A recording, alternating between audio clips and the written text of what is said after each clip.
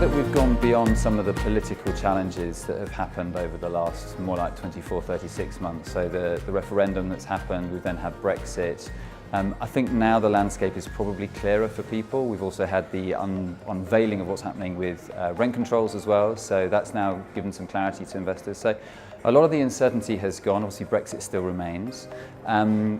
Outside of that, I think we're now ready to invest. I think multiple parties are now beginning to look in more conviction into making some kind of investment.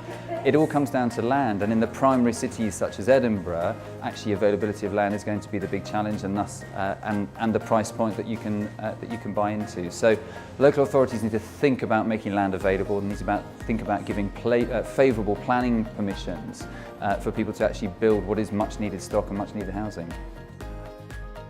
There's a responsibility for people like myself as elected members to make sure my fellow elected members gain an understanding of what this can do to help address the housing shortage, all the different housing and homelessness challenges we have in Edinburgh.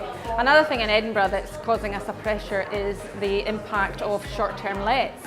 Over 10,000 properties in our private rented sector in Edinburgh are now in the short-term let market. So that takes a huge chunk of private, good quality private sector lets out of what's possible. That puts pressures on rents.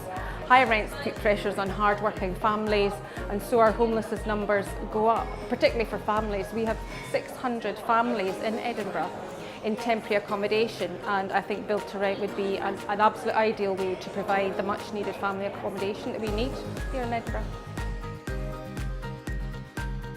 I think just show them what Scotland can offer. I think, again, we heard this morning that Scotland can be a bit slow when we were looking at companies coming up.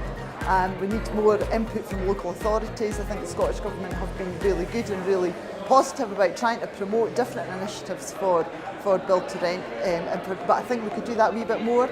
Today we've heard quite a bit about what's happening in England and about how the build to rent sector's increasing there. I think we just need to look at what's happening south of the border. We don't like to always say that, being a Scot, but I think in this occasion that we do need to do that, learn from them, work with local authorities, work in key partnership with local authorities, just to try and move things forward that wee bit more, because there really is a load of demand for it in Scotland. It's a sector that I think we're badly needing because people can't afford to buy now, can't afford the deposits and things. So potentially it's just learning from our neighbours.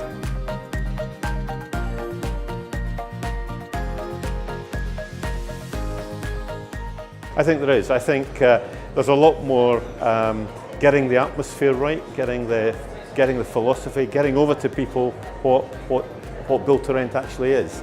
Because even in England, where it's a bit more mature, we still have the issue of getting people to understand the difference between long-term institutional build to rent and private landlords, PRS and so on. So I think Scotland's behind in the ball on that side of things, but it can learn from some of the things that's happening in England and do better, I think. I think it's about trying to showcase Scotland as best we can.